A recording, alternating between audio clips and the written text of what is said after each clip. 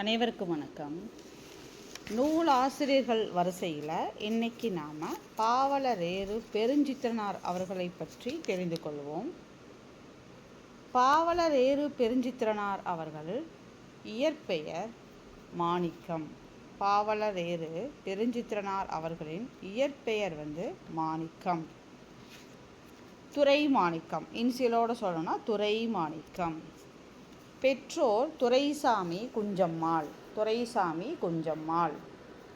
இவர் பிறந்த ஊர் பார்த்திங்கன்னா சேலம் மாவட்டத்தில் உள்ள சமுத்திரம். ஸோ பாவலரேறு அவர்களின் இயற்பெயர் துரை மாணிக்கம். பெற்றோர் துரைசாமி குஞ்சம்மாள். இவர் பிறந்த ஊர் சேலம் மாவட்டம் சமுத்திரம். துரை மாணிக்கம்.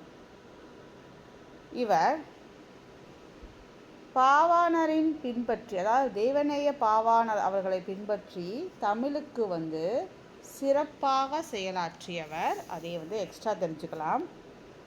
அடுத்தது, இவர் தென்மொழி தமிழ்ச்சிட்டு ஆகிய இதழ்களின் வாயிலாக தமிழ் உணர்வை உலகமெங்கும் பரப்பியவர். தென்மொழி தமிழ்ச்சிட்டு, இது ரொம்ப ரொம்ப முக்கியம். ஒன்மாக்களை கேட்டிருந்தாங்க. தென்மொழி தமிழ்ச்சிட்டு ஆகிய இதழ்களின் வாயிலாக தமிழ் உணர்வை உலகமெங்கும் பரப்பியவர்.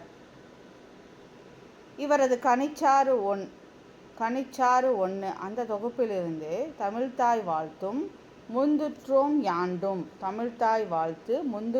யாண்டும் இருவேறு தலைப்பில் அமைந்த பாடல்கள் பாடநூலில் பாடலாக அமைந்துள்ளது. அதான் நம்ம 10th கூட படித்தோம் இல்லைங்களா? ஸோ அது கனிச்சாறு தொகுப்பிலிருந்து தமிழ்த்தாய் வாழ்த்து முந்துற்றோம் யாண்டு இந்த இருவேறு தலைப்பில் அமைந்த பாடல்கள் பாடநூலில் பாடலாக அமைந்துள்ளது. இவர் பாவாணர், தேவநேய பாவாணர் அவர்களிடம் தமிழ் கற்றவர். ரொம்ப ரொம்ப முக்கியமானது.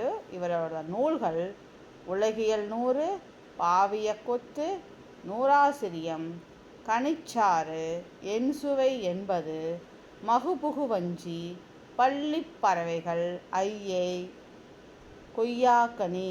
உலகியல் 100, பாவிய கொத்து, நூறாசிரியம், கனிச்சாறு, என்சுவை 80, மகுபுகு வஞ்சி, பள்ளிப் பறவைகள், ஐயை, கொய்யாக்கனி. இதை எப்படி ஞாபகம் வச்சுக்கோன்னா, உலகியல் 100 நூறாசிரியம், உலகியல் 100 அதே ரைமிங்கில் கனிச்சாறு. உலகியல் 100 நூறாசிரியம், கனிச்சாறு. இங்கே 100 வந்துருச்சா, அடுத்து 80 ஞாபகம் வச்சுங்க. அப்போ என்சுவை 80. அடுத்து பாவிய கொத்து, மகுபுகு வஞ்சி, பள்ளி பறவைகள், கொய்யாக்கனி, ஐயை. அவ்வளோதான். சரிங்களா?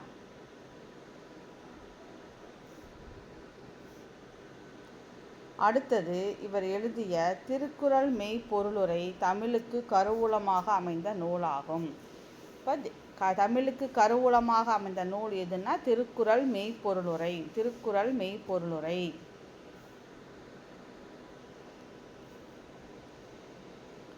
இவர் ஹிந்தி எதிர்ப்பு போராட்டத்தில் சிறை சென்றவர். சிறையில் ஐயே என்ற நூலின் 2ஆம் பாகத்தை எழுதினார். ஐயேன்னு நூல் எழுதுறான்னு படித்தோம் இல்லைங்களா? அதோட 2ஆம் பாகத்தை அவர் சிறையிலே எழுதுகிறாரு.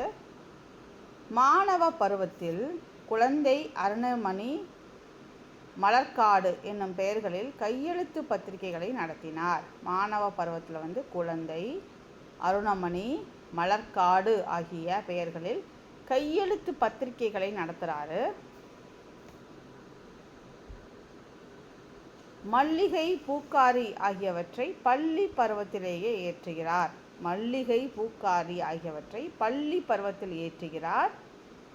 இவர் 1959ஆம் ஆண்டு தேன்மொழி இதழை தொடங்கினார். 1959இல் தேன்மொழி இதழை தொடங்கினார்.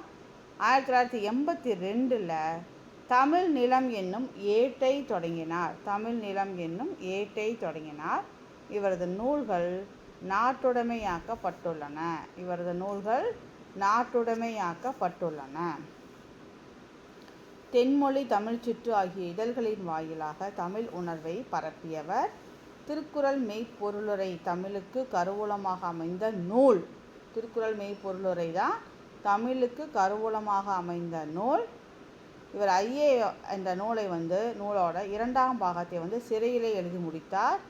மாணவ பருவத்தில் குழந்தை, அருணமணி, மலர்க்காடு என்னும் பெயர்களில் கையெழுத்து பத்திரிகைகளை நடத்தினார்.